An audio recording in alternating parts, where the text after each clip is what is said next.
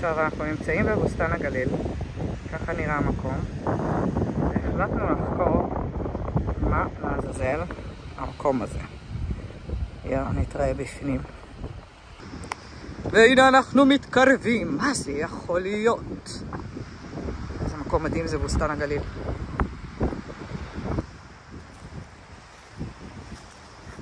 אומייגאד. אני לא נכנסת בפנים. איבלה! טוב, עומר נכנס, יש לו אומץ. אוקיי. אני אראה לכם מה מצויר פה.